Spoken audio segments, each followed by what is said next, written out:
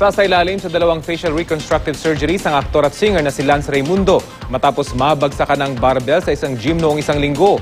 Sa ngayon, wala nang balak magsampa ng reklamong aktor kaugnay sa insidente. Balitang hatid ni Micaela Papa.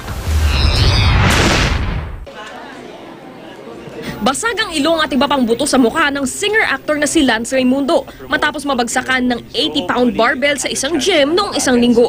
Kwento ni Lance, nakahiga siya sa bench press at katatapos lang mag-dumbbell. Habang inaabot ang dumbbell sa trainer, natabik ng trainer ang lalagyan ng barbell na nasa ibabaw ng ulo ng aktor.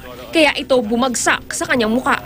I'm not sure kung natingin siya or it's really just an accident. Pero yung katawan niya, medyo na-forward. So yung barbell sa taas ng face ko accidentally got dislodged. Kaya nahulog sa face ko. Posible pang araw ikinamatay ito ni Lance kung tumama sa leeg o sa ibang bahagi ng kanyang ulo. And this happened in a simple gym. So siguro yung mga hook nila is not as sturdy as, the one in the more high-end gyms. Wala naman daw balak si Lance magsampa ng kaso laban sa trainer o sa pamunuan ng gym dahil aksidente naman daw ang nangyari. Pero sana raw may matutunan ng lahat ng mga nag-gym sa kanyang karanasan. When things like this happen, there's a reason. Because of me, maraming mga gym goers ang maliligtas, diba? Because now they know how to be safe.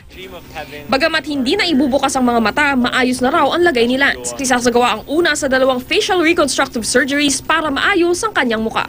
I know I'll be back kasi, with today's science naman wala nang irreparable, diba? Micaela Papa, GMA News.